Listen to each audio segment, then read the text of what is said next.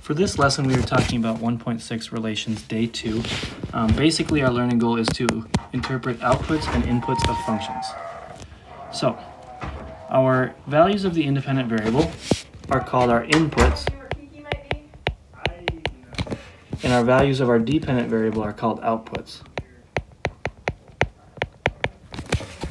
So, the first thing we're going to do is we're going to find the output of a function from its graph.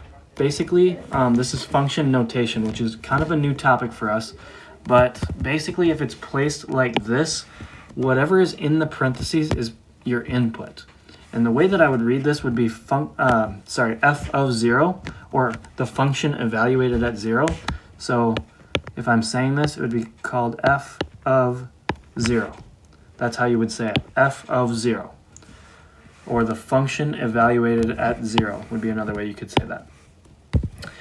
Basically saying 0 is our input. Well, if 0 is our input, that's our x value. Inputs are the same thing as your x value. Outputs are the same thing as your y values. So if 0 is our input, that's our x value. So on our x-axis, that means it'd be somewhere right there. Okay? Then I've got to look for my y value. Because I've got the x value, I've got to find my y value. So I got to go up or down to find the y value. In this case, I've got to go up to find my line, basically. Where's that line cross on the y-axis? It's crossing at 2. So that's how we do the first one. On the next one, basically finding -6 on the x-axis. That's right here.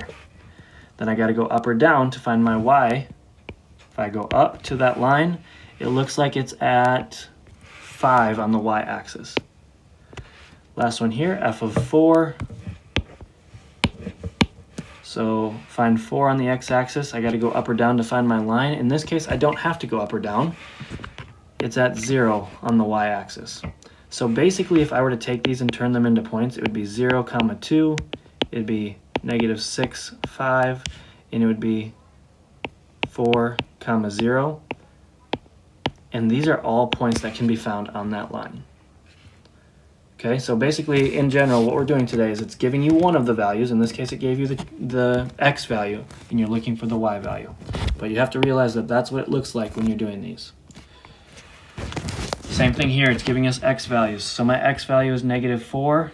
That means if I go down to my line, it looks like my y value is at -1.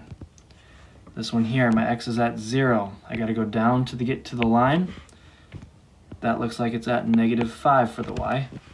And then my x value is at 6, and I got to go up to find my line, and that looks like it crosses right there at +4. Same situation for the first ones here. F of -2 is where I'm starting, so find that -2. We got to go up to find where it crosses. It's crossing at a +2. Now at -4, we got to go down to find our line. Looks like it's crossing right there at -4. 0, we're going to have to go up to find our line, and that is at a +4. Now, as you can see, all the ones that we've done so far are set up the exact same way.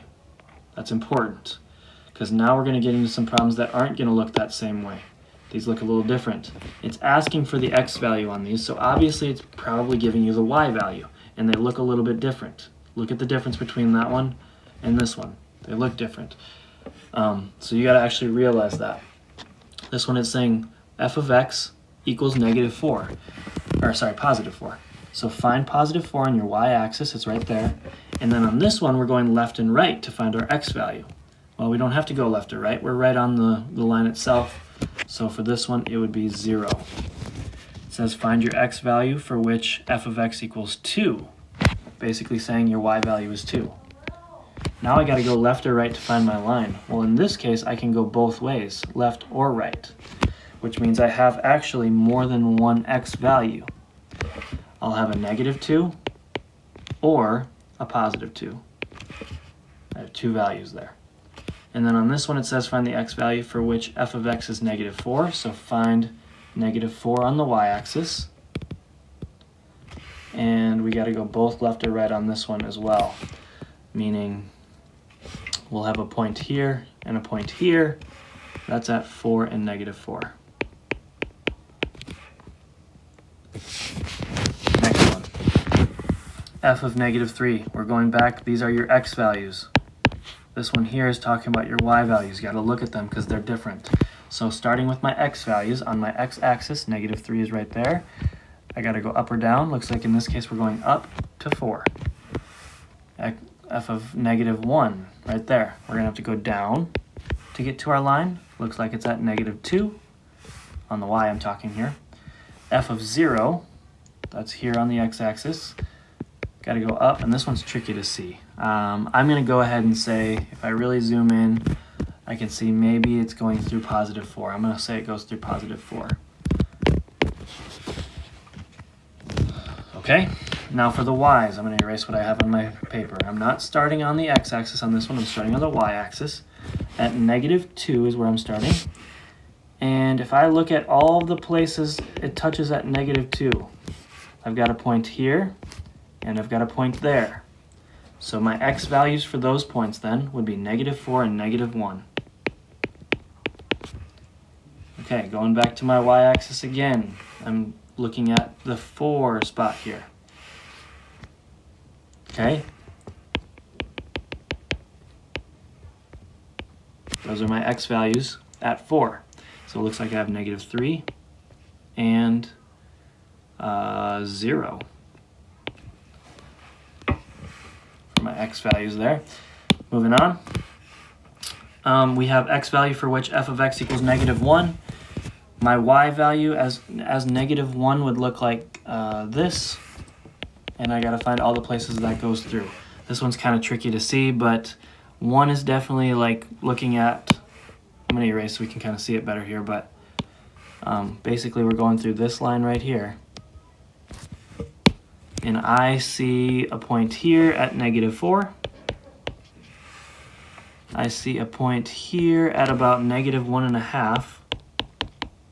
And I see a point here at -0.5. Okay, function increasing, decreasing, or constant. This one will go pretty quick. From A to B, that is a decrease. From B to C, that is an increase. From C to D, we are decreasing. And from D to E, that is a constant. It's going straight out. So number 6, A to B is a decrease. B to C is a constant, C to D is an increase, and D to E is a constant. That's all. Thanks for tuning in.